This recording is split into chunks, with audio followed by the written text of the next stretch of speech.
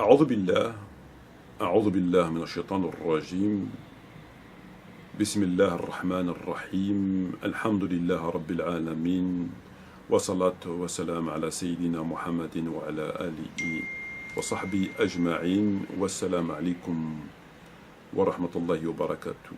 Frères et sœurs, assalamu alaikum wa rahmatullahi wa barakatuh. J'espère que vous allez tous et toutes bien en cet après-midi de ce jour de lundi 2 juillet. Il est précisément 16h54. Frères et sœurs, comme vous avez probablement dû le voir dans l'introduction de cette vidéo, nous allons évoquer la question des ablutions al-wudu. Sujet qui, ma foi, semble simple et acquis. Simple quand on fait de savoir comment le frère ou la sœur doivent-ils faire les ablutions, et acquis parce que c'est un sujet qui, dans un premier temps, fait consensus, en tout cas sur le sujet, le point précis que nous allons évoquer. Et ça, c'est un sujet qui est évoqué dans le Coran, qui ne nécessite pas davantage, a priori, d'investigation. Comme je l'ai cru moi-même depuis finalement ma conversion à l'islam. Et comme vous-même, je le suppose, j'en suis même certain, le pensez. Alors qu'en réalité, c'est un sujet qui, malheureusement, a fait l'objet d'un certain nombre de... Allez, on va utiliser des termes bon enfant, d'un certain nombre de cachotteries. Alors, nous autres musulmans,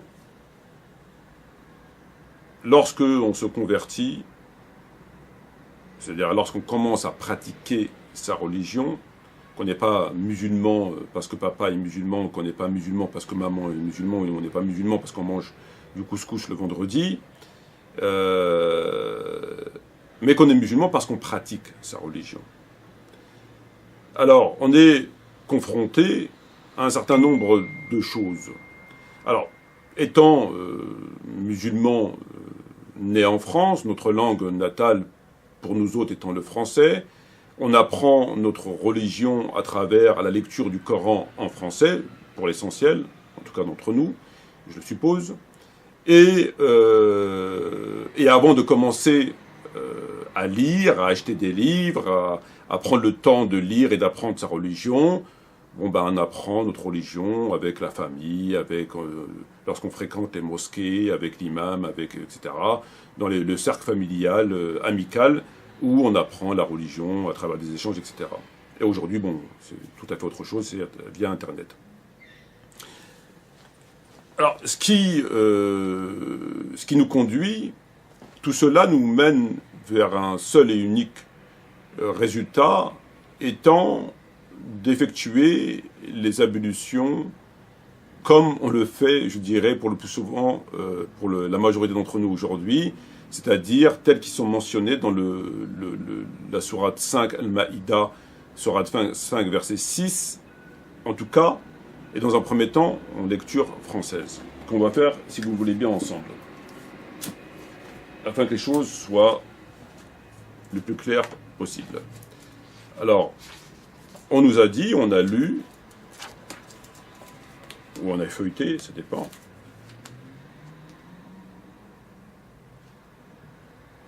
En prenant la sourate 5, verset 6, vous qui croyez, lorsque vous vous levez pour la prière, lavez-vous vos visages et vos mains jusqu'au coude, passez les mains mouillées sur vos têtes et lavez-vous les pieds jusqu'aux chevilles.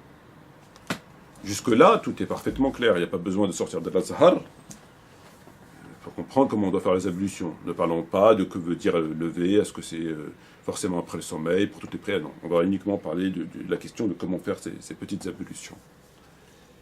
C'est clair. Dieu est parfaitement clair.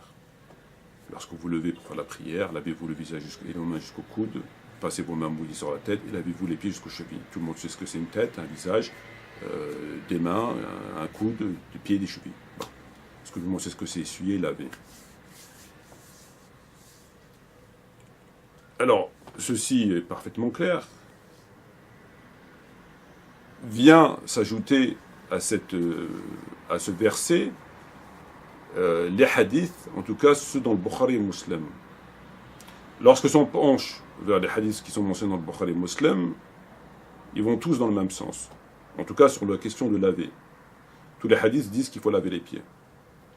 C'est tellement vrai, et c'est par ailleurs assez étonnant et regrettable à la fois, je vais m'en expliquer, que des compagnons ont pris le temps d'enseigner les ablutions. C'est-à-dire qu'ils ils sont mis en position de quelqu'un qui va faire les ablutions, en enseignant aux gens comment on devait faire les ablutions. Ils prennent de l'eau, ils disent voilà, le prophète il faisait comme ça, 3 fois, il faisait comme ça, se laver les pieds, etc. Donc il ne peut pas passer à côté, c'est clair.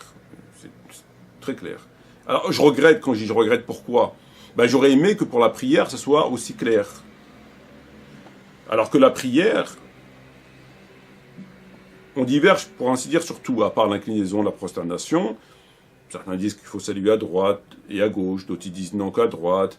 Pour toutes les prières, les mains, la prière de la janaza, est-ce que ceci, est-ce que cela, ils divergent sur tout, pour ainsi dire. Alors que les ablutions, non, étrangement, les compagnons ont pris le temps d'enseigner aux gens comment on doit faire les ablutions. Ils auraient pris le temps d'enseigner aux gens comment on doit faire la prière, ça aurait été parfait. Mais bon, c'est comme ça. Coïncidence, mais c'est comme ça. Donc, on a le Coran qui nous dit une chose, les compagnons qui, non pas viennent conforter le Coran, car rien ne peut conforter le Coran, c'est le Coran qui conforte autre chose, mais en tout cas qui vont dans la compréhension de ce verset tel qu'on peut l'avoir premier abord, vient s'ajouter à cela l'avis des savants, Ahl Sunnah wa Jama'a, notamment Nawawi, qui vient nous expliquer que c'est comme ça qu'il faut faire les ablutions. Et c'est tellement vrai tout cela que lorsque on se penche vers les ablutions dans le volume 2 à la page 56, obligation de laver les pieds entièrement, le prophète alayhi salam a dit malheur au talon des pieds, du feu. Accomplissez donc les ablutions de façon complète. Donc c'est pour appuyer qu'il faut bien laver tout le pied. Nawawi nous dit de laver les pieds et qu'il ne suffit pas de les essuyer. Donc Nawawi vient conforter tout ça en disant il faut laver les pieds, il ne faut pas les essuyer. Seuls, donc les chiites affirment quant à eux l'obligation de les essuyer. Et donc finalement, sans nécessité d'aller faire lecture plus que cela, le Coran, les hadiths, les savants, ajouter à ça la mise en garde du prophète vis-à-vis des talons, etc., tout va dans le même sens concernant les ablutions et surtout qu'il faille laver les pieds. Seuls les chiites, Ashia, qui divergent encore une fois avec les sunnites, disent non, il ne faut pas laver, il faut essuyer les pieds, avec leur explication qui valent ce qu'elles valent dans les ouvrages qu'ils ont. Très bien. Alors, que doit-on penser de tout cela finalement? Est-ce qu'il y a quelque chose à redire, quelque chose un élément nouveau qui puisse justifier, entre guillemets, la réouverture du dossier qui était inconnu par ailleurs? Est-ce qu'il y a quelque chose de nouveau qui puisse justifier une vidéo et de jeter quelque part le doute sur la question de cette pratique religieuse? Alors, je crois que oui. Je crois que oui. Et je vais m'en expliquer. Avant de rentrer dans le vif du sujet, nous allons commencer par le Coran, mais cette fois-ci en langue arabe, et pas française. Si on lit le verset en arabe, donc Surat Maïda, Surat 5, verset 6, Allah dans le Coran dit « Ya ayyuhalladhina amanu » « Ya ayyuhalladhina amanu idha qumtum ila salat » « Idha qumtum ila salat » lorsque vous vous levez pour la prière. Farsilu wujuhakum wa aydiyakum. Lavez-vous le visage et les mains. Ila marafiq. Ila marafiq. Jusqu'au coude. Donc laver, farsilu, donc le verbe laver, le visage, les mains jusqu'au coude. Jusque-là, tout va bien. Tout le monde sait ce que c'est un visage, tout le monde sait ce que c'est des coudes, tout le monde sait ce que c'est des mains, tout va bien. Ensuite, on dit famsahu, wamsahu, birusikum wa arjulakum, ila ka'bayn. Lavez-vous, essuyez vos têtes et vos pieds jusqu'aux chevilles. Donc là, on a pu laver mais on a essuyé. Alors on se dit, tiens, que se passe-t-il? Que se passe-t-il? Parce qu'on nous dit, comme je l'ai dit précédemment, qu'il faille tout laver, comme je l'ai dit. Le Coran dit, il faut essuyer. Le Coran dit, il faut essuyer, toi tu me dis, il faut laver. Qu'est-ce qui se passe? Que se passe-t-il? Alors, Ibn Kathir l'explique assez bien. Il dit, non, c'est une question de grammaire. C'est la grammaire qui fait que ça change, la grammaire. Je ne vais pas lire tout le passage, parce que ce n'est pas le but, c'est uniquement de faire un travail à charge et à décharge. Donc c'est une question de grammaire. On va dire le petit passage qui nous intéresse. Lavez-vous les pieds jusqu'aux chevilles. Le vocable arjulakum, vos pieds, a été lu par certains, au cas direct, nasb, pour souligner la dépendance de cette proposition, coordonner la proposition lavez vos visages et vos mains, etc. Donc, en fait, on vous dit non, mais c'est normal, c'est la grammaire. Tiens donc. Donc la grammaire changerait, nous permettrait de, au-delà de la compréhension du dit verset, les traducteurs, parce que comprendre que Allah veut dire ici, à travers la grammaire, qu'il ne s'agit pas d'essuyer, mais de laver, c'est la grammaire, nous disent-ils, etc., etc., ok. Aller au-delà, c'est-à-dire se permettre de changer le mot essuyer par laver, c'est quand même autre chose. Nous dire que non, effectivement, Dieu dit essuyer, ici écrit essuyer, oui, essuyer. Comment on doit comprendre? On comprend laver. Pourquoi? Parce que la grammaire, c'est une chose. On est d'accord, on n'est pas d'accord, mais c'est là. Est-ce que pour autant, cette situation de grammaire justifie qu'on change la parole de Dieu, qu'on passe de essuyer à laver? C'est encore autre chose. C'est pas permis. Que c'est lu, que c'est compris de cette manière, je peux l'entendre. C'est compris de cette manière, c'est écrit comme ça, mais c'est compris comment? Bon, ça peut s'entendre. Mais le terme, il reste essuyé. On ne va pas changer le terme. Quand on lit le verset, on ne va pas changer, réciter le verset en passant d'essuyer à laver. On peut pas changer le verset. On est obligé de dire essuyer. Après, quant à l'explication, on peut l'entendre. Mais ils ont été au-delà, les traducteurs, en tout cas une catégorie de traducteurs, ceux qui ont adopté et épousé cette compréhension de l'islam, au nom de leur doctrine, lorsqu'ils ont été confrontés à la traduction du Coran, au lieu de traduire essuyer, mettre un astérix, mettre une note de bas de page en disant écrit essuyer, mais il faut comprendre que c'est laver parce que la grammaire, l'objet direct permet que. Non. Ils sont permis carrément d'enlever, de changer la parole de Dieu. On enlève essuyer, on met laver. Il y a écrit essuyer, tu enlèves essuyer, tu mets laver. Pourquoi? Parce que c'est comme ça qu'il faut le comprendre. Donc parce que c'est comme ça qu'il faut le comprendre, donc j'ai le droit de changer le mot. C'est magnifique. C'est magnifique. Alors là, c'est carrément de la falsification. Que tu le comprennes comme ça, qu'on doit le comprendre comme ça, que Dieu veut dire comme ça, que c'est une façon de parler divine, à la limite, pourquoi pas? Est-ce qu'on a le droit pour autant de changer le terme d'essuyer à laver? Ça n'existe pas. On ne peut pas changer les mots. Le mot dit écrit essuyer, tu mets essuyer. On ne peut pas mettre bon. Peu importe. Alors, on nous dit que c'est une question de grammaire. Donc finalement, tout va dans le même sens. Le Coran, c'est une question de grammaire. Les hadiths, Bukhari Muslim, Nawawi, gare au talon, machin, truc, tout va dans le même sens. Alors, ça c'est lorsque on n'étudie pas, on écoute ce qu'on nous dit, on lit très peu, on ne va pas au-delà, on gobe tout ce qu'on nous dit comme ça, on nous l'a dit. Mais il y a quand même un élément principal, essentiel,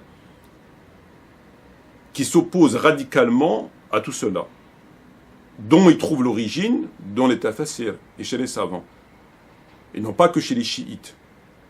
Ça, c'est très grave. C'est-à-dire, on a occulté, encore une fois, un autre son de cloche, lequel pourtant trouve son origine dans le Coran et dans les tafsirs, etc. Donc c'est quand même pas rien.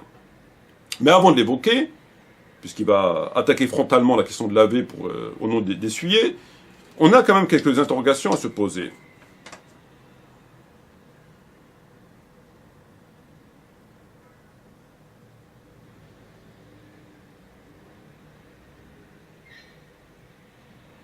Le prophète dit malheur au talon. Pourquoi? Malheur au talon. Dans le Coran, Dieu ne dit pas malheur au talon. Pas plus qu'il dit malheur à la tête, pas plus qu'il dit malheur au nez, pas plus qu'il dit malheur aux mains, il ne dit pas malheur. Ici, dans le Coran, il y a une précision, dans le hadith, il y a une précision. Attention, malheur au talon. Pas de talon dans le Coran. Il n'y a pas plus de malheur pour le talon que pour les oreilles, que pour le nez, que pour tout ça, il n'y a pas de malheur. Là, c'est bien appuyé malheur au talon. Donc ça conforte solidement la vie qu'il faille laver. C'est quand même assez intéressant, on va dire. Malheur au talon. Tu ne dis pas malheur au talon, pas plus qu'il me dit malheur au... Mais bon, malheur au talon. Alors malheur au talon. Alors finalement, les ablutions, comment il faut les faire, Shir? Shir, il va t'expliquer, Nawawi t'explique dans le tafsir, dans le sharh. Nawawi te dit, les ablutions, le top, les vraies ablutions, Bukhari Muslim, il faut faire tous les membres qui sont dans la sunna, donc le surplus qui a été rajouté, un ajout dans les membres. Il faut répéter la gestuelle 3 fois, même si on reconnaît par ailleurs que le prophète a fait 1 fois, 2 fois, mais c'est 3 fois le top, et il faut se laver les pieds. Donc les membres, tous les membres, dessinés dans la sunna, la gestuelle 3 fois, 1, 2, 3, et les pieds. Ça c'est le top, très bien. Ça c'est sunna, ça c'est... Tu as vraiment fait la sunna du prophète. C'est tellement vrai que cela engendre une belle récompense, comme le dit Nawawi. C'est-à-dire que si tu fais comme le Coran, tes ablutions, elles sont bonnes. Mais elles sont plus bonnes si tu fais comme la sunna. En d'autres termes, si tu fais que ce que Dieu te demande de faire, tu auras 2 poulets comme récompense. Parce qu'ils prennent souvent des images de bœuf, de poules et de vaches, pour dire, voilà, les récompenses. Celui qui prend le meilleur rang, il a 3 bœufs, le deuxième, il a 2 bœufs, l'autre, il a une vache, l'autre, il a une tortue, etc. Bon. Donc, si tu veux beaucoup de hasanat, il faut que tu fasses comme la sunna. Beaucoup de hasanat, tu auras, admettons, 3 bœufs, ou 2 vaches, ou 2 bœufs et 50 tortues. Parce que tu les as bien fait. Mais si tu fais comme Allah te dit, c'est bon, tu as fait la religion, tu as fait le din, mais c'est pas suffisant. Tu auras une récompense inférieure. Le top, c'est 3 fois, c'est comme ça, c'est comme ça. Comme le Bukhari Muslim. Ok. Alors, la question qui nous interpelle, et qui interpelle toute personne raisonnable, qui a un minimum de lecture, qui a un minimum d'orientation, de aqida, en fait, de sens du divin, de la prophétie, des textes, de ce qui est, enfin, du Coran, de la Sunna, de ce qui est sûr, de ce qui est moins sûr, tout ce que vous voulez, du bon sens, de la logique, Allah, dans le Coran, a pris, entre guillemets, le temps, du haut de ces 7 cieux, de dire « je vais interpeller mon serviteur ». En d'autres termes, il dit « Ya ayyuhalladhina amanu ». Il ne parle pas au prophète, il ne dit pas « Ya ayyuhan nabi ». Il ne dit pas « Ya ayyuhar rasoul ». « Ya ayyuhalladhina amanu ». Amanu, c'est les frères et les sœurs, ceux qui ont cru. Donc il nous interpelle. Donc il prend le temps de dire « j'ai des choses à vous dire ». On l'écoute. Il dit « Daqumtum la salat », faites comme ça et comme ça, comme ça. Ok. Donc prend le temps, c'est quand même un honneur qui nous est fait, de nous dire comment on doit faire. Très bien. On s'exécute. Mais on vient nous dire non. La sunna vient expliciter le Coran. Ça, on le sait. On sait que la sunna vient expliciter le Coran. Mais la sunna, comme on va le voir avec Albani, la position de la sunna a été mise à un niveau qui laisse perplexe. C'est-à-dire, sur la question que la sunna abroge le Coran, et la sunna à autorité corrige, voire même le Coran. Comme on va le voir dans la vidéo à venir, Inch'Allah. La sunna corrige le Coran. Je parle bien de correction, je vais vous dire en quoi en vous apportant les preuves. Que la sunna vienne expliciter le Coran, c'est un fait. Que le prophète légifère, c'est un fait. Que ceci, que cela, il y a des choses qui font partie des paramètres de la foi, de la lecture, de la compréhension, il n'y a aucun problème. La question qui se pose maintenant, c'est est-ce que la sunna vient à autorité pour venir compléter et modifier, ajouter et rendre caduque en quelque sorte ce que Dieu dit.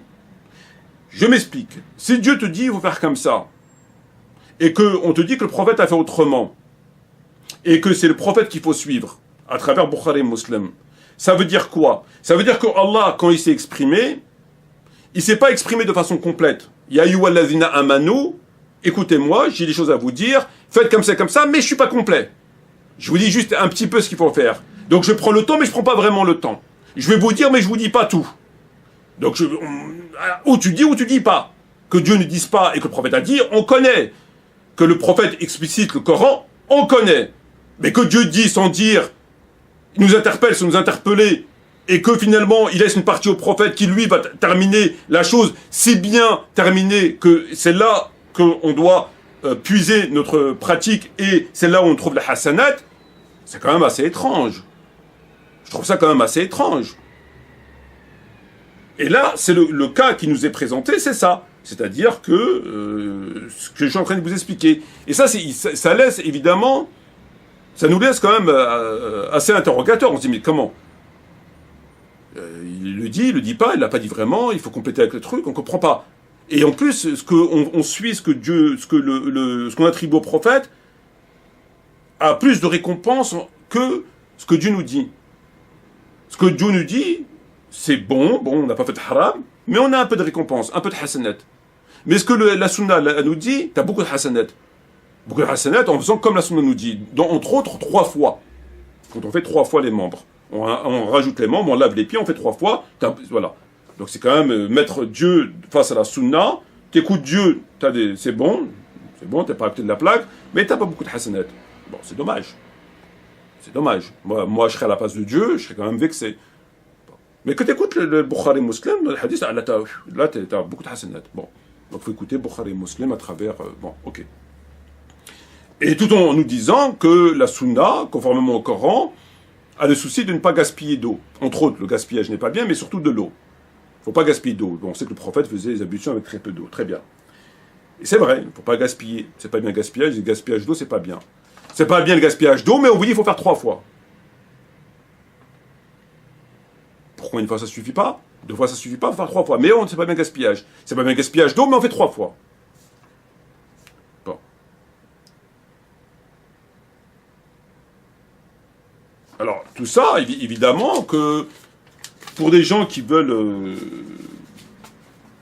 ils se disent, bon, c'est quand même bizarre, quoi, tout ça. Ils se disent, c'est quand même bizarre. Ils changent les mots, enfin, tout ce que je viens de vous dire.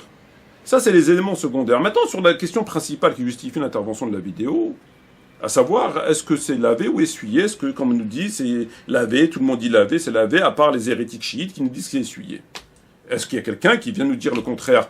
Est-ce que c'est encore un illuminé qui vient encore nous faire des shubuhat et nous embrouiller avec tout ça? Alors, pour cela, moi, je vous renvoie tout simplement... On va prendre Tafsir Tabari. On se rend à Sourate 5, verset 6.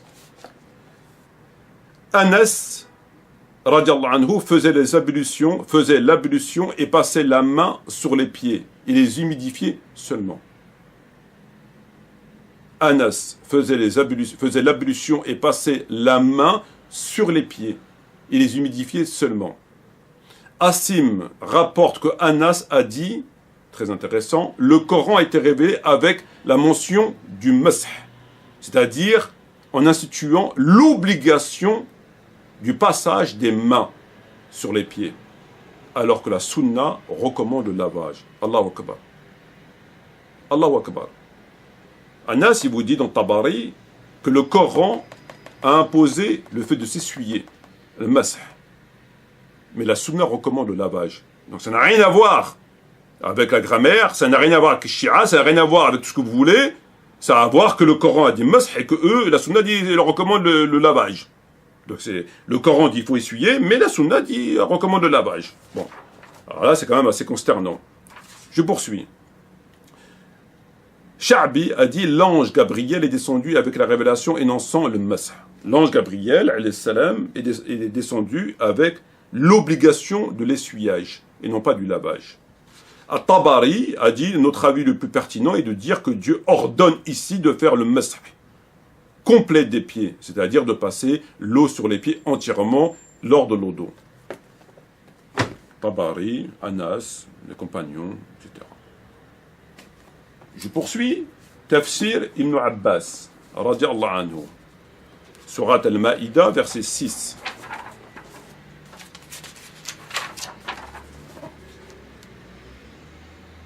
عن عكرمة عن ابن عباس رضي الله عنه قال الوضوء غسلتان ومسحتان. Les ablutions, c'est 2 lavages et 2 essuyages. 2 lavages, le visage et les mains, jusqu'au coude, des essuyages, la tête et les pieds. Ibn Abbas قال أفرض الله غسلتين ومسحتين. Allah a rendu obligatoire le fait des 2 lavages et 2 essuyages. Concernant le segment وَامْسَحُوا بِرُؤُوسِكُمْ قال Ibn Abbas وَهُوَ الْمَسْحِ. C'est l'essuyage. Il n'a pas dit c'est le lavage, la grammaire ou je ne sais pas quoi, charabia. قال ابن عباس أبى الناس إلا الغسل ولا أجيد في الكتاب إلى المسح. Les gens disent qu'il faut laver alors que je trouve dans le Coran que l'essuyage. Et là, on va s'intéresser au livre Al-Mu'jam al-Fiqh al-Salaf al-Sahaba wal-Itra wal-Tabi'in. Alors là, on est carrément... là, il n'y a pas de truc. Là, c'est carrément les compagnons, la descendance, les tabi'in. Al-Mu'jam al-Fiqh al-Salaf al-Sahaba wal-Itra wal-Tabi'in. Alors, qu'est-ce qu'il nous dit là-dedans?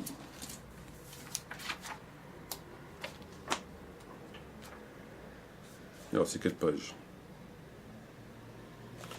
Alors, concernant la tête, on va faire un crochet vers la tête, parce que ça va taire.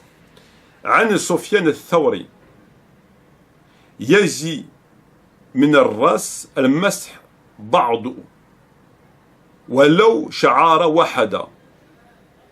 Il te dit, il est licite, il suffit de toucher ne serait-ce qu'un seul cheveu et tes ablutions sont licites sur la tête. Un seul cheveu. Ne serait-ce qu'un seul cheveu. Donc, il est très loin de laver. Et enfin, concernant laver, tala al-masah ala rijlain jama'a min as-salaf minhum. Concernant l'essuyer sur les pieds, l'essuyage sur les pieds, jama'a min as-salaf minhum. Ali ibn Abi Talib wa ibn Abbas wa Hassan wa Ikrama wa Sha'bi wa jama'a ghayruhum. Il dit tout cela et tous les autres, ils faisaient l'essuyage. وهو قول الإمام الطبري. C'est aussi le propos de l'imam Tabari. ودليل قول تعالى, et la preuve étant la parole de Dieu, وامسحوا برؤوسكم وأرجلكم. Dieu te dit essuyez vos pieds. Pas de grammaire, pas tout ça. والحديث, et avec un hadith, رفع ابن الرافع سمع الرسول الله عليه الصلاة والسلام يقول إنها لا يجوز الصلاة إحداكم حتى يصبغ الوضوء كما أمره الله عز وجل. Les ablutions n'est valable que comme Dieu l'ordonne. أمره عز وجل. ثم يغسل الوجه واليد إلى مرافق. Il se lave le visage et les mains jusqu'au coude. ويمسح الراس والرجل إلى الكعبين. Et le fait de s'essuyer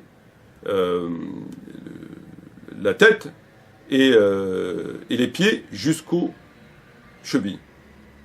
Donc c'est un hadith. C'est un hadith qui ne figure pas dans le Bukhari Muslim. Je ne sais pas qu'est-ce qu'ils en ont fait, qui est très clair et qui te dit que il faut laver le visage et les mains jusqu'au, comme dit dans le Coran, et essuyer. Là, le prophète, il ne parle pas de laver. Contrairement à ce qui est écrit dans le Bukhari et Muslim, il te dit il faut laver. Là, il te dit il faut essuyer. Alors peut-être les talons, il dit il faut essuyer. Enfin, je ne sais pas ce qui s'est passé, mais ici, le prophète parle d'essuyer.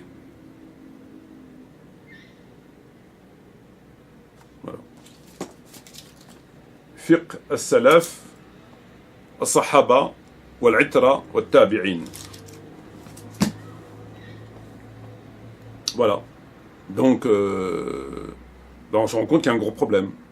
Donc lorsque l'imam Nawawi vient nous dire, il n'est pas le seul, dans son sharh,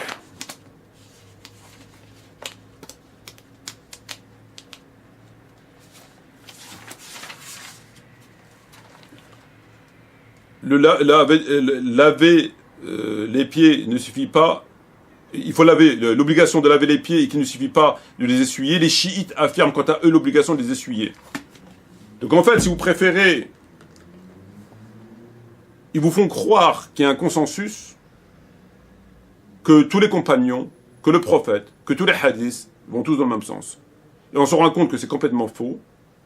Dans les tafasir et dans des livres comme Fiqh al-Salaf, etc., ils te disent non. C'est en vérité essuyé. C'est une sunna. Donc voilà. Mais pour nous autres, on nous a toujours appris que non, il y a un consensus, comme Tarawih. En fait, ils vous font des consensus comme ils vous font des pains au chocolat. Bon. Alors pourquoi ils ne tiennent pas compte de l'avis de l'imam Tabari ou de l'avis de ce qu'on a vu, ou etc. Pourquoi c'est fait pour qui ça? Ça compte pas, c'est des faux livres, c'est quoi? C'est inventé? Est-ce qu'on pourra avoir une explication? Ben, on n'en aura pas. On n'aura pas. C'est comme ça que ça fonctionne. Sur ce, je vous remercie. Wassalamu alaikum wa rahmatullahi wa barakatuh. Et à bientôt, Inch'Allah.